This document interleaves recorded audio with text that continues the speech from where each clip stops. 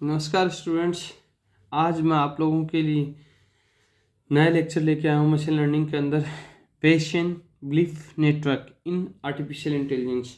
सबसे पहले हम डिस्कस करेंगे कि ये बेसियन बिलीफ नेटवर्क क्या होता है, जो आर्टिफिशियल इंटेलिजेंस के अंदर इसको यूज क्यों लिया जाता है। ये एक बेसियन बिलीफ नेटवर्क होता है, ये एक पर्टिकुलर की का काम करता है किसी भी कंप्यूटर टेक्नोलॉजी के अंदर, जिसको हम प्रोबेबिलिस्टिक इवेंट से रिलेटेड कुछ प्रॉब्लम्स होती हैं, उनकी अनसर्टेनिटी होती है, उसको फाइंड करने के लिए हम बेसियन बिलीफ की और नेटवर्क को हम यूज में लेते हैं। बेसियन नेटवर्क एक प्रोबेबिलिस्टिक ग्राफिकल मॉड्यूल्स भी होता है, जिसको रिप्रेजेंट करने के लिए हम कुछ कंडीशनल डिपेंडेंसी और डायरेक्ट एसाइक्लिक ग्राफ का यूटिलाइज करते हैं, जिसके अलग अलग तरीके से भी बोल सकते हैं। Bayesian network, belief network, decision network और बेसियन मॉडल्स बोल सकते हैं। Bayesian belief network in artificial intelligence, इसके बारे में अब हम डीपली देखते हैं। Bayesian belief network is a key computer technology for the dealing with probabilistic events and to solve a problem which has uncertainty we can define a Bayesian network as। पहला क्या होता है? ए Bayesian network is a probabilistic graphical module which represents a set of variables and their conditional dependencies using a directed acyclic graphs। Next की मैं बात करूं तो it is also called a Bayes network, belief network, decision network and Bayesian models। The Bayesian network are probabilistic because these networks are built for the probability distributions and also use probability theory for the prediction and anomaly detections. जब हम इसी क्रम में आगे बात करते हैं तो क्या होता है? The real world applications are probabilistic in nature and to represent the relationship between multiple events we need a Bayesian network। It can also be used in various tasks including prediction, anomaly detection, diagnostic, automatic insight and reasoning, time series prediction, decision making under uncertainty। इन सारी चीज़ों के लिए हम इसको use लेते हैं। The Bayesian network can be used for the building modules for the data and expert opinions and it consists two parts। दो parts में होता है, डायरेक्ट एसाइक्लिक ग्राफ और एक होता है table of conditional probability. Direct acyclic graph के अंदर इसको किस तरीके से यूज में लिया जाता है, उस चीज़ के बारे में हम डीपली डिस्कस करते हैं। इसके अंदर जब मैं बात करता हूँ, the generalized form of Bayesian network that represents the solved decision problem under uncertain knowledge is known as the influence diagram।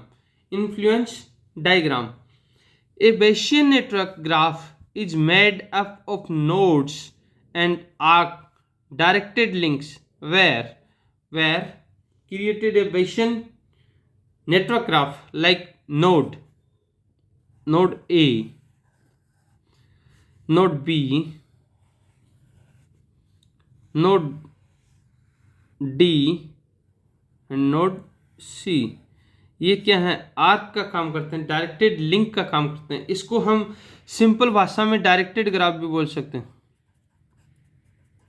Directed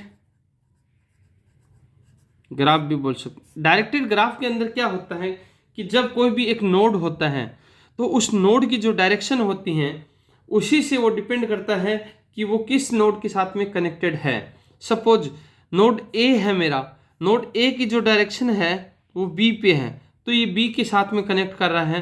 node A है वो डी को कनेक्ट कर रहा है, डी को कनेक्ट करना है, लेकिन डी ए को कनेक्ट नहीं कर सकता, कभी भी नहीं कर सकता इस तरीके से। और ये बी है, ये भी ए को कभी भी कनेक्ट नहीं कर सकता। हाँ, बी की कनेक्टिविटी किसके साथ में है? सी के साथ में है। किसके साथ है? सी के साथ में है। इधर डी की कनेक्टिविटी किसके साथ में है? सी के साथ में है। ये कनेक्टिविटी है, लेकिन सी की डी के साथ में नहीं हो सकती, सी की बी के साथ भी नहीं हो सकती कनेक्टिविटी। जो आर्क फंक्शन है उसकी मैं बात करता हूं।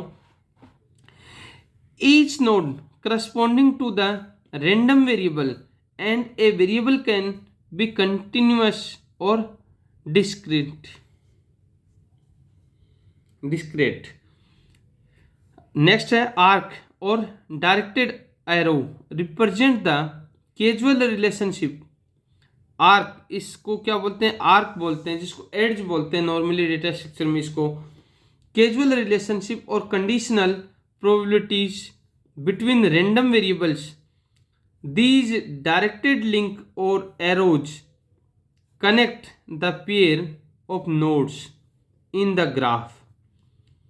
These links represent that one node directly influence the other node, and if there is no directed link, that means the nodes are independent with each other. अब इसके अंदर क्या क्या चीजें होती हैं? पहला होता है in the above diagram A, B, C and D are random variable represented by the nodes of the network graph. ये सही बात बोल रहा है। दूसरी है if we are considering node B, B को कंसिडर करते हैं हम, which is connected with node A. बिल्कुल सही बात है, नोड ए के साथ में कनेक्टेड है, बी के साथ में कनेक्टेड है बाय ए डायरेक्टेड एरो। बिल्कुल डायरेक्टेड एरो के थ्रू कनेक्टेड है। Then node A is called the parent of node B. B का पेरेंट कौन है? ए है, और ये क्या है? चाइल्ड है। ये बात मैं आपको पहले बता चुका हूं। दूसरी चीज मैं बात करता हूं, node C is independent of node A. बिल्कुल सही बात है, क्योंकि ए का चाइल्ड बी है, बी का चाइल्ड कौन है? सी है, और डायरेक्टली ये क्या होगा? इसका ग्रांड पेरेंट होगा, ग्रांड पेरेंट होगा, यानी इसका डायरेक्ट कोई लिंक नहीं है। तो इसको ये भी बोल सकता हूं, ये सही बात बोल रहा है, node C is independent of node A. अब इसी तरीके से आगे हम चलते हैं। ये आपका वेशन नेटवर्क ग्राफ था। अब इसी क्रम में मैं आप लोगों के लिए नेक्स्ट लेके आऊँगा बहुत ही जल्द।